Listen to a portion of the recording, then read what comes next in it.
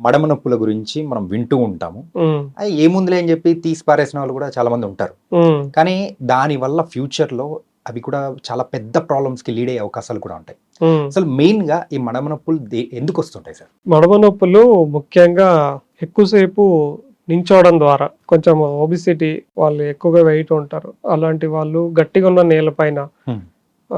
నించోవడం ఎక్కువసేపు చాలా సేపు నించొని చేసే పనులుంటాయి. యాహ్! అలా చేయడం వాళ్ళకు. తర్వాత ఇంకా హై హీల్స్ వాడే వాళ్ళకు ఫుట్‌వేర్ గట్టిగా ఉంటుంది కింద సోల్. యాహ్! అటువంటి ఫుట్‌వేర్ వాడిన వాళ్ళకు, ఇలాంటి వాళ్ళకు ఈ మడమ నొప్పి రావడం జరుగుతుంటుంది.